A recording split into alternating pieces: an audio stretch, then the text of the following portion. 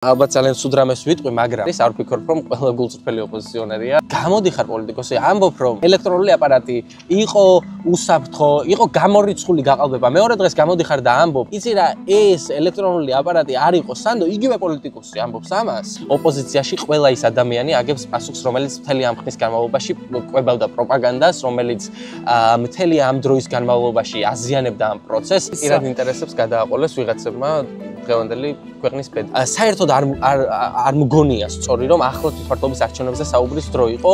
ძალიან მნიშვნელოვანია, რომ არსებობდეს პლატფორმა, საიდანაც ახალგაზრდების ხმა იქნება. ბევრი პოლიტიკოსი და ბევრი პოლიტიკური პარტია ვერ მიეჩვია იმას, რომ მსჯელობას, არგუმენტირებულ საუბარს არაფერი არ უდგას წინ.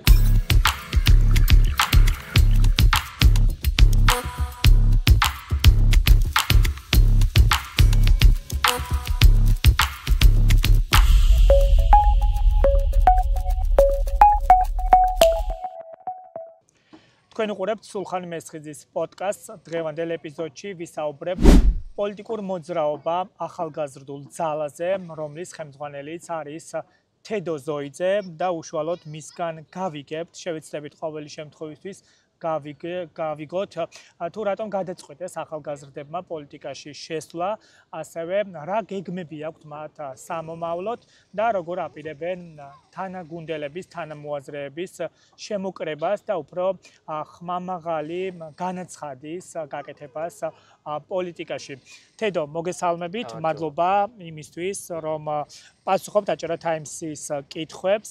მოდით თავდაპირველად ვიდრე შორეულ გეგმებსა და მიზნებზე ვისაუბრებთ, გვითხარით, რატომ გადაწყვეტეთ პოლიტიკაში მოსვლა და ასევე საინტერესო არის, რა საჭიროება დაინახეთ, რომ ახალგაზრდული მოძრაობა შეიქმნას, მით უფრო, როცა დღეისათვის გვაქვს ასეთი პოლიტიკური მოცემულობა ამ ქვეყანაში.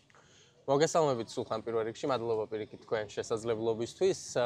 ნამდვილად მე ვფიქრობ, ძალიან მნიშვნელოვანი იყო ამ ნაბიჯის გადადგმა, იმიტომ რომ პირველ რიგში, როგორც ეს მე ვთქვი პრეზენტაციაზე, ასე ვხედავ, რომ ნაკლებობა ახალგაზრდების ქართულ პოლიტიკურ ველზე, როდესაც ვესაუბრებოდი ადამიანებს, მათი უმეტესობა ცვლილებებთან ერთად ბუნებრივია საზოგადოების დაკვეთაზე ვსაუბრობ, რომ ცვლილებებთან ერთად იყო ის, რომ მეტი ახალი სახე ყოფილიყო ქართულ პოლიტიკურ ველზე, იმიტომ რომ ჭარბობდნენ ძირითადად ძველი სახეები და ეს კარგად ჩანს, ხო? იმიტომ რომ საზოგადოებას სჭირდებოდა ალტერნატივა, ცვლილება, რასაც გულისხმობს თავის თავში, რომ ჰქონოდა მეტი ალტერნატივა, როდესაც მივიდოდა საარჩევნო უბანზე, საარჩევნო ბიულეტენზე ჰქონოდა მეტი ალტერნატივა და შესაძლებლობა იმის, რომ გაეკეთებინა განსხვავებული არჩევანი. ამიტომ მნიშვნელოვანია, რომ ახალგაზრდები და ახალი სახეები დაკომპლექტდეს პოლიტიკური მოძრაობა, პოლიტიკური პარტიები, შემოვიდნენ პოლიტიკაში ახალგაზრდები და ახალი სახეები, იმისთვის, რომ შეცვალონ მათ ძველი სახეები, რომლების პოლიტიკის კეთებითაც უკვე დაღლილია საზოგადოება უკვე დიდი ხანია სამწუხაროდ. ეხლა თქვენ ახსენეთ ეს პროცესი, ფიქრობთ, რომ განახლება საჭიროებს ეს პოლიტიკური მოცემულობა და პოლიტიკური ლანდშაფტი ქვეყანაში, თუმცა მაინც ის რა იყო კონკრეტული გარემოება, რის გამოც გადაწყვეტეთ, რომ პოლიტიკაში უნდა შემოსულიყავით, იმიტომ რომ საკმაოდ ხმამაღალი განცხადება არის ეს და არც თუ ისე მარტივი განაცხადი. ამაზე გიპასუხებთ. პირველ რიგში მთავარი აქ არის ის, რომ ის პოლიტიკური პროცესი, რომელიც დღეს ქუჩაშია, ამდენი ხნის განმავლობაში მარტის აქციებიდან მოყოლებული, მათ შორის რუსული კანონიდან, რუსულ კანონს გულისხმობ, ახალგაზრდები იყვნენ ყოველთვის ამ პროტესტის, ამ პროცესის წინა ხაზზე და ეს ყველამ კარგად იცის, რომ ყოველთვის ახალგაზრდები, სტუდენტები იბრძოდნენ დაუღალავად ფრონტის წინა ხაზზე, წინა ხაზში მართლა წინა ხაზს გულისხმობ სხვებისგან განსხვავებით და ძალიან მნიშვნელოვანი იყო, რომ ახალგაზრდები, რომლებიც ამ პროცესის სათავეში იყვნენ და ფაქტობრივად ისინი აორგანიზებდნენ, ისინი იღებდნენ ამ პასუხისმგებლობას, მათ შორის ხედავდით რეპრესიებს, დახვედრებს, დაშინებებს, მუქარებს ამ ახალგაზრდების, მათ შორის მეც ვიყავი ამის კარგი მაგალითი, ხო? მნიშვნელოვანი იყო, რომ ამ ადამიანებს შეძლებოდა ჰქონოდა რაღაც პლატფორმა, საიდანაც გააგებინებდა ხმას, როგორც საზოგადოებას, ასევე ხელისუფლებას და ეს ძალიან მნიშვნელოვანია, რომ არსებობდეს პლატფორმა, საიდანაც ახალგაზრდების ხმა იქნება და შეეძლებათ ის, რომ გააგონონ თავიანთი ხმა ხელისუფლებას და მოსახლეობას მათ შორის. სწორად აღნიშნეთ, ამ ქვეყანაში ბევრი ახალგაზრდა არის, ვინც პოლიტიკით არის დაინტერესებული, პოლიტიკურ პროცესებში არის ჩართული, თუმცა მეორე მხრივ რეალობა გვაქვს ამგვარი, რომ ისინი ხშირად უყურებენ პოლიტიკას, პოლიტიკოსებს უნდობლობით და რთული არის ალბათ მათი ისინი რომ გახადოთ თქვენ თანამოაზრეები, თუმცა ამ მოცემულობიდან გამომდინარე, როგორ შეძლებთ რომ რაც შეიძლება მეტი ახალგაზრდა დაინტერესდეს თქვენი პოლიტიკური ძალით, როგორ აპირებთ რომ ისინი გახადოთ თქვენი თანამოაზრე, თანაგუნდელი? კი ბატონო, ჩვენ ვთავაზობთ პირველ რიგში მათ იმას, რომ აქ ნებისმიერი მათგანის აზრი იქნება და ასე ვთქვათ, მიღებული დაფასებული ჩვენ განსხვავებულ აზრებთან დაკავშირებით არ გვაქვს ის რაც სხვაგან ხდება რა, იმიტომ რომ ძალიან მნიშვნელოვანია რომ შეგვეძლოს ერთმანეთის მოსმენა დემოკრატიულ პრინციპებზე დაფუძნებული და არა ის რომ ერთი კონკრეტული პირი იღებდეს გადაწყვეტილებას. ეს არ ხდება ახალგაზრდულ ძალაში. ჩვენ ვესაუბრებით მათ შორის რამდენიმე დღის წინ ბათუმშიც ჰქონდა შეხვედრა, რამდენიმე ქალაქში კიდევ გვაქვს უახლოეს დღეებში შეხვედრა. ჩვენ ხვდებით ახალგაზრდებს, პოლიტიკით დაინტერესებულ ახალგაზრდებს, ვესაუბრებით მათ, მე ვისმენ მათგან რჩევებს, ხედვებს, მათ ხედვებს რა აზრი აქვს დღევანდელ ვითარებასთან დაკავშირებით და მათ შორის მათ მიზნებს მინდა რომ მოусმინო პირველ რიგში რა სურთ რომ გააკეთონ, იმიტომ რომ საინტერესო არის ხო შეხვედრაც ახსენეთ თქვენ რა მიზნები და ინტერესები აქვთ, რა იკვეთება, რა ტიპის საჭიროებები აქვთ ახალგაზრდებს ამ შეხვედრისას უფრო მეტად რა იკვეთება? პირველ რიგში ცვლილებებია, მათი მთავარი ამოსავალი წერტილი დღეს ევროკავშირში ინტეგრაცია, იმიტომ რომ ამ ახალგაზრდებმა ყველაზე კარგად იციან ევროპის და ევროკავშირის ფასი, რამდენად უსაფრთხოა იქ ცხოვრება და ხედავენ, ხო? აი ახალგაზრდებს აქვთ ძირითადად ამაზე პროტესტი, ხედავენ რომ ქუჩაში დღეს მათი გამოსვლა, განსაკუთრებით ღამის საათებში შეიძლება ხშირ შემთხვევაში არ იყოს უსაფრთხო. მათ შორის აგერ რამდენიმე დღის წინ ბათუმში თქვენს გქონდათ გაშუქებული აღნიშნული ამბავი, რომ ავტობუსშიც კი აღარ არის უკვე უსაფრთხო არასრულწლოვნებისთვის მგზავრობა, იმიტომ რომ კრიმინალი დღეს არის გარეთ და არა იქ სადაც უნდა იყვნენ ეს ადამიანები. იმიტომ რომ მათი განათლების უფლება არ არის ამ ქვეყანაში დაცული, მათ არ აქვთ იმის შესაძლებლობა რომ სრულფასოვანი და შესაბამისი განათლება მიიღონ. მათ არ აქვთ იმის შესაძლებლობა რომ ის აკეთონ, რაც მათ სურთ რომ აკეთონ და სხვადასხვა კონტექსტში გულისხმობ ამას, ბუნებრივია, ხო? ამიტომ ძალიან მნიშვნელოვანია რომ ამ ახალგაზრდებს ქონდეთ ეს შესაძლებლობა და სადაც ხედავენ ამ შესაძლებლობას, არიან იქ. ეს ახალგაზრდები და ამ შესაძლებლობას ბუნებრივია ხედავენ მათ შორის ევროკავშირში და ევროპაში, ხო? ამიტომ არის ძალიან მნიშვნელოვანი რომ ჩვენ მოусმინოთ მათ და ბუნებრივია ერთმანეთ მივიღოთ ის გადაწყვეტილებები, რასაც ჩვენ ვაპირებთ სამოვალოდ რომ გავაკეთოთ. ჩვენ ვაპირებთ მათ შორის იმას, რომ შევქმნათ სხვადასხვა სახის, გავაკეთოთ უბრალოდ სხვადასხვა სახის პროექტები, რომელიც მისცემს ახალგაზრდებს იმის შესაძლებლობას, რომ სხვადასხვა ფორმატში გქონდეს შეხვედრების შესაძლებლობა, მათ შორის ეს იქნება ბანაკები თუ სხვა სახის პროექტები და ამას შევთავაზებთ უახლოეს დღეებში ახალგაზრდებს, უახლოეს კვირებში და სხვადასხვა სახის პროექტით მივცემთ ახალგაზრდებს შესაძლებლობას იმის, რომ ჩაერთონ ამ პროცესში, რომელშიც ახლა ვართ, იმიტომ რომ ყველაზე მნიშვნელოვანია, რომ მათ გქონდეთ იმის შესაძლებლობა, რომ გააკეთონ ის, სადაც ხედავენ თავიანთ თავს, როგორ ხედავენ ამ პროცესში თავიანთ თავს, ხო? ყველა ვერ ხედავს თქვათ იმაში თავს, რომ გამოვიდეს და საზოგადოებას ესაუბროს, ან ყველა ვერ ხედავს იმაში თავს, რომ შესაძლოა ლიდერი არ იყოს, მაგრამ სხვა ადმინისტრაციულ საკითხებში იყოს მისი წარმომადგენლობა საკმაოდ ძლიერი. კი ბატონო, არ არის საქმე მხოლოდ ის, რომ გამოვიდეს და კონკრეტულად რამე ერთი აკეთოს, ხო? სხვადასხვა მიმართულებით ხედავს უღაცები თავს და ეს სულად ნორმალურია, სულად ბუნებრივია და ამას უნდა შევეგუოთ ჩვენ და ამიტომ უახლოეს დღეებში ჩვენ შევხვდებით ახალგაზრდებს, ბუნებრივია, ძალიან მნიშვნელოვანია და მაინტერესებს მათთან შეხვედრა და ვისმენ მათ აზრს, იმიტომ რომ გავითვალისწინო მათი ხედვები და შეხედულებები, იმიტომ რომ ახალგაზრდები არიან ამ ქვეყნის მომავალი, ჩვენ ახალგაზრდებთან უნდა ვითანამშრომლოთ, იმიტომ რომ ეს პოლიტიკური პროცესი, რომელიც ახლა არის, ბევრ ახალ პროცესს დაძრავს. ეხლა ძალიან მალე მოვფიქრო ივნისის ბოლოდან უკვე ბევრი რამ გვეცოდინება, მათ შორის დღევანდელ რეალობასთან დაკავშირებით და უკვე უნდა დავიწყოთ მუშაობა სიახლეებზე და ახალი სახეები ამის მთავარი ის არის წინაპირობა. დიახ, აი მთავარი ხაზი არის ახალგაზრდული მიმართულება, ახალი სახეები, მაგრამ მეორეს მხრივ თუ განიხილავთ დღეს მოქმედ პოლიტიკურ პარტიებთან რაიმე ტიპის თანამშრომლობას ან რაიმე ტიპის თანხვედრა თუ იქნება თქვენს პოზიციებში, იმიტომ რომ ალბათ საერთო მიზნისთვის გაერთიანებები გაცილებით მეტ შედეგს იძლევა, ვიდრე თქვათ ცალკეული მოქმედება თუ თქვენ ასე არ ფიქრობთ? ცხადია, ჩემთვის ძალიან მნიშვნელოვანია ერთიანობა, ჩემთვის ძალიან მნიშვნელოვანია ერთმანეთთან საუბარი, მსჯელობა, ჩემთვის ეს არის პოლიტიკა რა, იმიტომ რომ როგორც ჩანს ჩვენ პოლიტიკურ ველზე ბევრი პოლიტიკოსი და ბევრი პოლიტიკური პარტია ვერ მიეჩვია იმას, რომ მსჯელობას, არგუმენტირებულ საუბარს არაფერი არ უდგას წინ.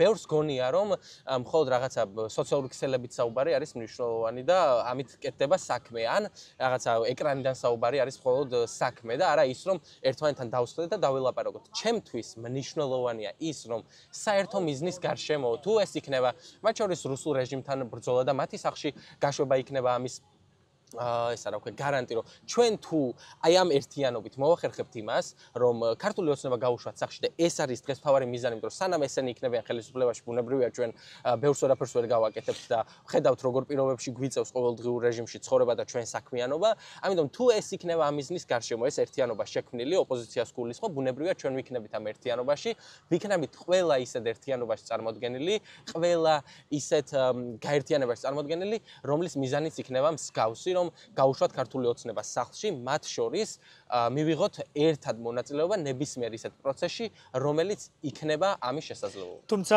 საკმაოდ დიდ სირთულეს ვხედავთ აქ, იმიტომ რომ დღეს მოქმედმა ოპოზიციურმა სპექტრმა ვერ შეძლო გუნდურობის პრინციპით თამაში მოქმედება, მათ შორის გაერთიანება, ვხედავთ ფრაგმენტული რამდენიმე თვით, შემდგომ უკვე ეს განსხვავებული აზრები, დაპირისპირება მათ შორის პირად ინტერესებს გადააყოლეს ვიღაცებმა დღევანდელი ქვეყნის ბედნია და ამ მოცემულობიდან გამომდინარე მაინც ხედავთ იმის რესურსს რომ შესაძლებელია ვინმესთან დასხდეთ და შეძლოთ გაერთიანება. მე ვხედავ ბევრი ასეთ შესაძლებლობა ამას წინ არაფერი არ უდგას. მე ვარ მომხრე როგორც უკვე გითხარით იმის რომ დავსხდეთ და ვიმსჯელოთ რა ჯობია და რა არა.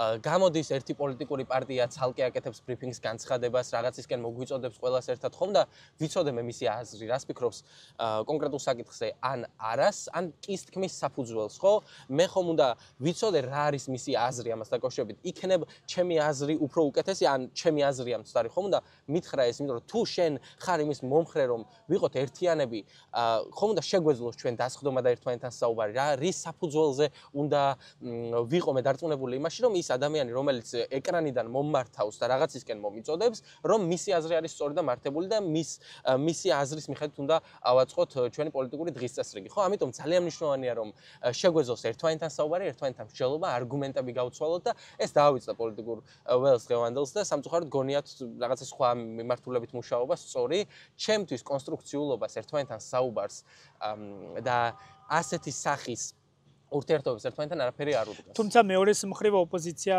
იმაში ირწმუნება, რომ შეუძლებელია მოცემულობიდან გამომდინარე საუბარი არის იმაზე ქართული ოცნების პოლიტიკიდან გამომდინარე შეუძლებელი არის რომ კონსტრუქციული პოლიტიკა აწარმოოს პოლიტიკურმა პარტიებმა მათ შორის ერთმანეთთან ურთიერთობაში თუ ჩვენი ყველას ერთი მიზანი არის ის რომ ეს ქვეყანა დავაბრუნოთ იმ რელსებზე რომელიც ჩვენს ქვეყანას გადაარჩენს გულისხმობ ევროკავშირს და მათ შორის ნატოს ძალიან მნიშვნელოვანია რომ ყველამ გაითავისოს ის პასუხისგებლობა რაღაცა თავიანთი ვიწრო პოლიტიკური ინტერესი ხა ძალიან დიდ მაგრამ ერთი და ორი პარტიის გადასაწყვეტი არ არის ამ ქვეყნის მომავალი როგორი იქნება რა ამ ქვეყანას ყავს 3 მილიონი მოსახლეობა ამ ქვეყანაში ცხოვრობენ ადამიანები და ამ ადამიანების აზრს უნდა უსმინოთ და არა რაღაცა 2000 კონკრეტული 2000 ადამიანი და რაღაცა ჯგუფი ან კონკრეტული პოლიტიკური პარტიის ბაბლი ხო ამაზე ხო ვერ ავაწყობ ჩვენ პოლიტიკურ დღის წესრიგს უნდა მოусმინოთ ადამიანების აზრს უნდა ჩატარდეს გამოკითხვები მათ შორის კვლევები უნდა ჩატარდეს იმისთვის რომ მოусმინოთ ამ ადამიანებს, გავიგოთ ამ ადამიანების აზრი,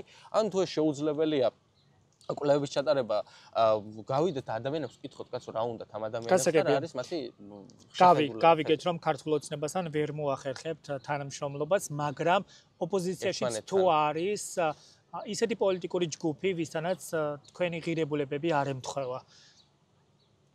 ოპოზიციაში ჩვენი ღირებულებები არ ემთხვევა. რის გამოც შესაძლოა მასთან თანამშრომლობა გამორიცხოთ. მე არ დავასახელებ ასეთ პოლიტიკურ პარტიებს, რა თქმა უნდა არის და ძალიან ბევრი ასეთ ოპოზიციაში პოლიტიკური პარტია, თუმცა არის ესეთი პოლიტიკური პარტიები, ვისთანაც ჩვენ გვაქვს პოლიტიკური ყველაფერში ვერ გექნება ბუნებრივია, ხო, თანხმედრა, მაგრამ არის საკითხები, რაზეც ჩვენ თანხმდებით და შეიძლება სამომავლოდ თანამშრომლობა იმ მიზნის გარშემო, რომელზეც უკვე ვისაუბრე. ცხადია ამ კითხვის კონტექსტი არის და ვკითხულობ იმას და გულისხმობ იმას, რომ მთავარ ოპოზიციურ ძალებს რაც არსებობს რამდენიმე 4-მდე პარტია, ანუ ამ პარტიებს გულისხმობ და არა იმ პარტიებს, რომლებიც ქართული ოცნების სატელიტები არიან. კი ბატონო, გავიგე. რომლებიც ოპოზიციის როლზე არიან დამტკიცებული. კი ბატონო, თუმცა მე ვფიქრობ, რომ იმ კოალიციებში, რომელიც 4 ოპოზიციური კოალიცია არის, არ ვფიქრობ, რომ ყველა გულწრფელი ოპოზიციონერია, რაც ხო, ნუ არ მინდა ამას საუბარი, ეხლა მაინც არ მინდა რაღაცას გამოვიწვიო, მაგრამ ძალიან მნიშვნელოვანია ანუ რატო უფრთხილდებით ერთმანეთის კრიტიკას? იმიტომ უფრთხილდები, რომ აი ეს უნდა ესმოდეთ მათ, იმიტომ რომ პროცესს აზიანებს, როდესაც ერთმანეთს ვესხმით თავს. მე არ მგონია, რომ ახლა ოპოზიციონერები ერთმანეთს უნდა ვესხმოდეთ თავს, მე მგონია, რომ ახლა ჩვენი მთავარი სამიზნე უნდა იყოს ქართული ოცნება, იმიტომ რომ არ დავაზიანოთ პროცესი.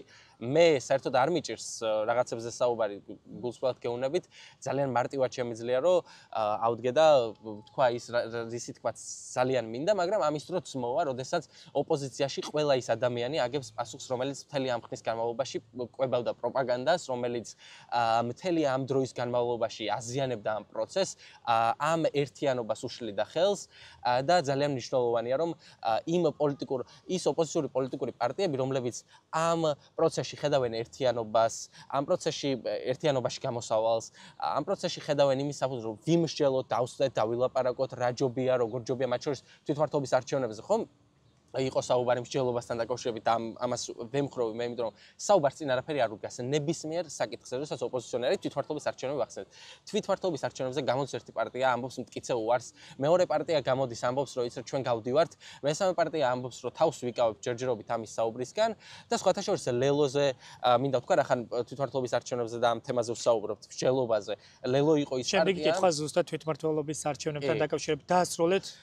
ლელო იყო ის პარტია, რომელიც ამბობდა რომ და რასაც ვეთანხმებოდი, მე რატო ვამბობ ამას, რომ საერთოდ არ მგონია სწორი, რომ ახლა თვითმმართველობის არჩევნებზე საუბრის დრო იყო კონკრეტულმა პოლიტიკურმა პარტიებმა, მათ შორის ერთმა პოლიტიკურმა პარტიამ, რომელიც ამბობდა რომ არ გავდივართ და მეორე რომელიც ამბობდა რომ გავდივართ, ამ ორმა პოლიტიკურმა პარტიამ აიძულეს უბრალოდ ერთმანეთი რომ ეთქვათ რა იყო და გამოვიდნენ თქვენს რომ ვიმსჯელოთ და ახლა ეუბნებიან იმას რომ რას ნიშნავს მსჯელობას გვთავაზობთ. აბა რა უნდა გააკეთოს? განა ვინმეს ვამართლებ არა. ხაი ამ მიმართულებით მქონდა კითხვა, მოდით მაშინ დავაზუსტოთ, ახლა უკვე აქტუალური არის და დღის წესრიგში დგას თვითმმართველობის არჩევნები, რომლის ირგვლივაც არაერთი ბუნდოვანება არის, იმიტომ რომ ზოგიერთი პარტია ცალკეულად აცხადებს იმას და მინიშნებას აკეთებს იმის შესახებ, რომ აპირებს თვითმმართველობის არჩევნებში და ზოგადად შემდეგ არჩევნებში, რაც კი გაიმართება ამ ქვეყანაში მონაწილეობას, თქვენ ამ კუთხით რა ხედვა გაქვთ და რას გეგმავთ?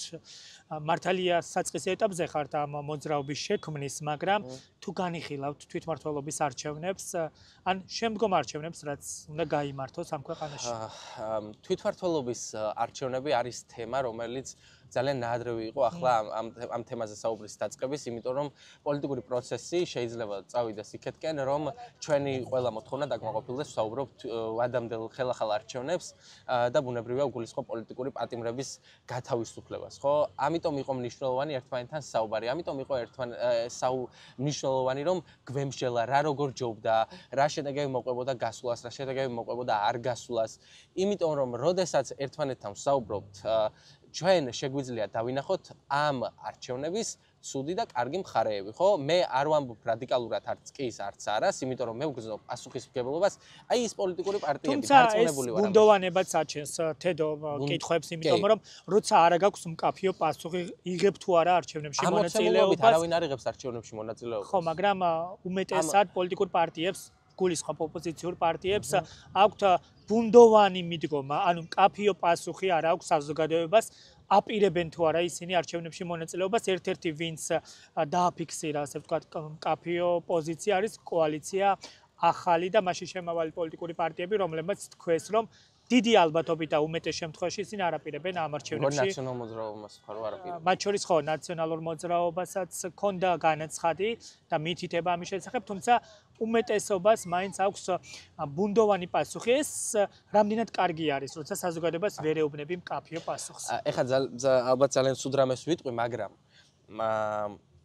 ჩემი პოზიცია არის ასეთი. როდესაც აიცით რა იწვევს საზოგადოებაში ნიჰილიზმს და რატომ არის დღეს საზოგადოება ნიჰილიზმში და რატომ აქვს უნდობლობა დღევანდელი პოლიტიკური პარტიების და პოლიტიკოსების მიმართ? იმიტომ რომ არათანმდიდროული ნაბიჯები არის. და პირველი და უმთავრესი ცხადია ეს და ის რომ აი უფრო დეტალურად რო განვიხილოთ, ხო?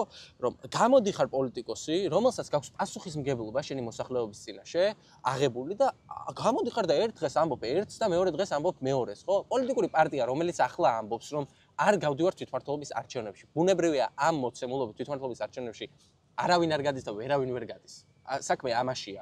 საუბრობენ პოლიტიკური პარტიები, რომ ჩვენი მიზანი არის ის, რომ გამოუშვათ პოლიტიკური პატიმრები საპრობილეებიდან, ჩაინიშნოს ხელახალი არჩევნები და თუ ეს ასე მოხდა, ბუნებრივია რომ მივიღებთ ამ არჩევნებში მონაწილეობას. ამ შემთხვევაში საზოგადოება მისედაც იცის და მკაფიო იქნება პასუხი, ხო, თუ მოთხოვნები დაკმაყოფილდა და რატომ არ უნდა მიიღონ არჩევნებში მონაწილეობა, მაგრამ ჩვენ ვხედავთ, რომ ქართული ოცნება ყველა მოთხოვნას, საზოგადოების დიდი ნაწილის მოთხოვნას პასუხობს უფრო დიდი აგრესიით, ასე ვთქვათ, უფრო შემაკავებელი კანონებით, წნეხით პასუხობს და ამ ვითარებაში და ამ დღის წესრიგის ფონზე მკაფიო პასუხი როცა არ არის, საზოგადოების დიდი ნაწილი დაბნეული არის და სწორედ ამიტომ არის ნიჰილიზმი და უნდობლობაც, ხო? რა თქმა უნდა და კიდევ ერთხელ ვიმეორებ, რომ როდესაც აი გამოდიხარ პასუხისმგებლობა გაქვს დაკისრებული პოლიტიკოს, მათ შორის 26 ოქტომბრის არჩევნების რომ განვიხილოთ ამ ნაწილში, ამ მიმართულებით, ხო? გამოდიხარ პოლიტიკოსი, ამბობ რომ ეს ელექტრონული აპარატი იყო უსაფრთხო, იყო გამორიცხული გაყალბება. მეორე დღეს გამოდიხარ და ამბობ არჩევნების შემდეგ გამოდიხარ და ამბობ რომ იცი რა ეს ელექტრონული აპარატი არ იყო სანდო, იგივე პოლიტიკოსი ამბობს ამას. და მე ეს პოლიტიკოსი მე მომიწოდებს რაღაცებისკენ და ეს პოლიტიკოსი ცდილობს საზოგადოების შეცდომაში შეყვანას და თავიდანვე დააჯეროს რაღაცა რომ ეს ასე სწორია, იმიტომ რომ ეს მისი პოზიცია და მისი პარტიის ამ კოალიციის პოზიცია ასეთი. ეს არის არასწორი, იმიტომ რომ ჩვენ უნდა შეგვეძლოს კიდევ ერთხელ ვიმეორებ, ეს პოლიტიკოსი, რომელზეც სახელებით და გვარით არ მინდა საუბარი რა, იმიტომ რომ არ მინდა რომ რაღაცა ის გამოვიწვევ, იმიტომ კი არა რა ვინმესი რაღაცა მერიდება ან მეშინია, თუმეტეს იმ პოლიტიკოსს, რომელზეც ვსაუბრობ, მაგრამ პასუხისმგებლობა უნდა აიღონ ამ ადამიანებმა, იმიტომ რომ დღეს ამბობ ერთს და ხვალ ამბობ მეორეს, ეს არის უპასუხისმგებლობა. ამიტომ ვიკავებ თავს იმისგან, რომ ვისაუბროთ თვითმმართველობის არჩევნებთან დაკავშირებით, ან გასვლაზე, თუმცა ამ პოზიციით ლავირების შესაძლებლობას იტოვებთ თქვენს. არა, მე ვფიქრობ, რომ ამ მოცემულობით, ამაზე ხდება სხვა, ამ მოცემულობით, რომელიც ახლა დგას, არის სრული აბსურდ თვითმმართველობის არჩევნებში მონაწილეობის მიღება, მაგრამ თუ პროცესი წავა იქითკენ, როგორც გვინდა რომ განვითარდეს და ეს იქნება შესაძლებლობა იმის, რომ რაღაცები ქართულ ოცნებას, ასე ვთქვათ, წავართვათ ჭყალებში, ბუნებრივია ჩვენ გამოვიყენებთ ამ შესაძლებლობას. გასაგებია, მოდით ისევ დაუბრუნდეთ ამ პოლიტიკურ მოძრაობას, რომელსაც სათავეში თქვენ ჩაუდექით. ერთი წლის შემდგომ სათხედავთ ახალგაზრდულ ძალას, თუ გიფიქრიათ და სტრატეგიის მიხედვით რა რეალობაში უნდა იყოთ თქვენ? პირველ რიგში ახალგაზრდებისთვის, როდესაც ასაკზეა საუბარი ახალგაზრდების, ალბათ ყველაზე მნიშვნელოვანია, რომ ისინი ადგილობრივ უწყებებში და ადგილობრივ თვითმმართველობის ორგანოებში იყვნენ დაკომპლექტებული, მათით იყოს დაკომპლექტებული უпроსტად საკრებულოები და ასე შემდეგ, ხო?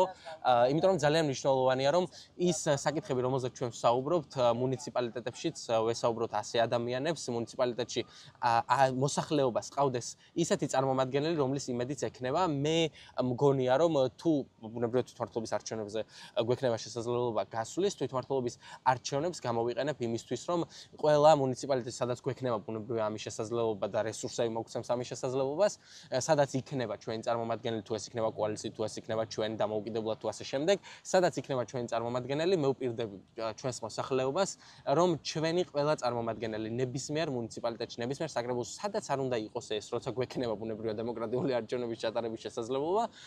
მე ვპირდები საზოგადოებას, რომ ჩვენი წარმომადგენელი იქნება მათ სამსახურში. იმიტომ კი არა რომ ეს ასეთი რაღაცა ეს არის რა ქვია პოლიტიკური რაღაცა ყველა პოლიტიკოსი ასე ამბობს და უკვე საზოგადოებას აღარ შეერა ამის, მაგრამ იმდენად გულწრფელად მინდა რომ რაღაცები შეუცვალო, მათ შორის ჩემს მუნიციპალიტეტშიც, მათ შორის ჩემს ქალაქში, ხო? თქვენს მუნიციპალიტეტში გულისხმობთ ალბათ ქობულეთს, ხო? ქობულეთის მუნიციპალიტეტს გულისხმობ, ხო? იმიტომ რომ მე მქონდა შესაძლებლობა იმის, რომ მათ შორის ქობულეთის მუნიციპალიტეტში ჩემს მოსახლეობას, ჩემს თანაქალაქელებს თუმცა აჭარა მხოლოდ ქობულეთი არ არის, ესეც გახსოვდეს. კონკრეტულად ქობულეთის მუნიციპალიტეტს ვსაუბრობ ამ შემთხვევაში, რომ მე ვისაუბრე იმაზე, რომ ყველა მუნიციპალიტეტსაც გვექნება შესაძლებლობა, ბუნებრივია ყველა შესაძლებლობას გამოვიყენებთ ამისთვის და ამიტომ ბოლოს ძალიან მოკლედ რომ განმარტოთ, რა ღირებულებებზე არის დაფუძნებული ეს ახალგაზრდული ძალა? ჩვენთვის მთავარი ამოსავალი წერტილი, როგორც გითხარით, არის ის, რომ ყველა ადამიანის აზრი, ეს რო აგიხსნათ, მოკლედ არის მაღალფარდოვანი ტერმინების გარეშე, ჩვენთვის ყველა ადამიანის აზრი არის მნიშვნელოვანი. ჩვენთვის მნიშვნელოვანია, რომ ვესაუბროთ ყველა ადამიანს, მათი აზრი მოვისმინოთ, მათი ხედვები მოვისმინოთ, ეს გავითვალისწინოთ, იმიტომ რომ რაღაც თუმცა ყველას მოსმენა წამგებიანი პოზიცია და სტრატეგია არ არის. არაჯობებდა ანუ კონკრეტული სეგმენტებისთვის. რა თქმა უნდა, მე ვგულისხმობ იმ ადამიანებს, რომლებიც ჩვენთან ღირებულებით თანხმობაში არიან. მე რატომ დავაზუსტე, იცით, უბრალოდ დაზუსტება მინდა, იმიტომ რომ თუ ყველას ვესაუბრებით, განსხვავებული ჯგუფები არსებობს ამ ქვეყანაში, რომლებიც ხედვები არის დაპირისპირებული და ამ მოცემულობით როგორ აპირებთ, რომ თანამოაზრეები შემოიკრიბოთ. მე გულისხმობ ბუნებრივია იმ ადამიანებს, ახლა ვისთანაც ღირებულებით თანხმობენ, საერთოდ არ ვაპირებ, რომ პრორუსულად განწყობილ რაღაცა ის პარტიები რო არის ალტიფუტას მათ რომ ვესაუბრო, საერთოდ არ ვაპირებ და მათ შორის ქართულ ოცნებასთან საუბარსაც ალბათ ამ ეტაპზე სანამ არ გვექნება ნორმალური. ანუ ყველაში საუბარი გულისხმობა ხალხი, საზოგადოება. რა თქმა უნდა, ბუნებრივია. და მათთან საუბრის საფუძველზე გამოვიტანოთ დასკვნები და ასე ვიმოქმედოთ. მათ შორის ჩემთვის მთავარია რომ ამ ქვეყანაში ადამიანები ცხოვრობდნენ თანასწორ გარემოში. აქ ვსაუბრობ ყველაზე ბუნებრივია და უსაფრთხო გარემოში, იმიტომ რომ ეს არის ყველაზე მნიშვნელოვანი და ყველაზე მეტად გვჭირდება დღეს ეს, იმიტომ რომ ამ ქვეყანაში დღეს არც ერთი საზოგადოების ჯგუფი, გინ პოლიტიკური შეხედულებით, გინ რელიგიური, ასე შემდეგ. არავინ არ არის დღეს უსაფრთხოდ, არავინ არ გრძნობს დარწმუნებულად დღეს ამ ქვეყანაში უსაფრთხოდ თავი მათ შორის განსაკუთრებით არასრულწლოვნები, იმიტომ რომ ხედავთ ბოლო პერიოდში რა ხდება, ხო, კრიმინალის დონე რა დონეზეა, ხო? ამიტომ ძალიან მნიშვნელოვანია რომ ყველა ვცხოვრობდეთ ისეთ გარემოში, სადაც ჩვენი უსაფრთხოება არის დაცული და მთავარი ამოსავალი წერტილი რომ ეს ქვეყანა დაუბრუნოთ ევროპულ რელსებს, იმიტომ რომ სხვა გზა უბრალოდ ამ ქვეყანას არ აქვს. იზოლაცია დაღუპავს და დაანგრევს ამ ქვეყანას, იმიტომ რომ ჩვენ არ გვაქვს იმის რესურსი, უბრალოდ აი წარმოდგენა მინდა შევქმნა ადამიანებს რა დონის და მასშტაბის პროექტები განხორციელებულა, როდესაც ჩვენ გქონდა ამის შესაძლებლობა, რა მასშტაბის პროექტები გულისხმობ მაგისტრალებს, საგანმანათლებლო, თუნდაც USAID-ის პროექტები რო გააჩერეს ახლა, ხო? საგანმანათლებლო პროექტები გააჩერეს, ჯანდაცვის პროექტები, რამდენი ადამიანის შესაძლებლობის გარეშე დარჩა და რამდენი ადამიანს წაერთმევა იმის შესაძლებლობა, რომ მიიღოს ჯანდაცვის სფეროში მომსახურება, მიიღოს საგანმანათლებლო განათლება ევროპის ქვეყნებში, ხო, თუ შეგვიჩერეს ვიზა ლიბერალიზაციას გულისხმობ ამ შემთხვევაში და ამიტომ არ უნდა დავკარგოთ ის შესაძლებლობა, რომელიც გვაქვს, ამიტომ ვიბრძოლოთ, სანამ გვიანი არ არის და მე სანამ მაქვს ამის შესაძლებლობა, სულ რომ მარტო დავრჩი ამ პროცესში, ვიბრძოლებ მანამ სანამ ვარ ცოცხალი და მაქვს იმის შესაძლებლობა, რომ ვემსახუროთ ჩემს ქვეყანას და ჩემს ხალხს, იმიტომ რომ ეს არის ჩემთვის ყველაზე მნიშვნელოვანი შესაძლებლობა, რაც ამ ეტაპზე მაქვს და ყოველთვის მე ვპირდები საზოგადოებას, რომ ყოველთვის ვიქნები საზოგადოების სამსახურში. მადლობა თედო და წარმატებას ვუსურვებ ახალგაზრდულ ძალას ასევე აჭარა თაიმს ვუსურვებ წარმატებას. მადლობა. მაყურებელს კი შევახსენებ, რომ ეს იყო თედო ზოიძე, ახალგაზრდული ძალის დამფუძნებელი და ხელმძღვანელი. მადლობა, რომ გვიყურებთ და გვენდობით. ნახვამდის.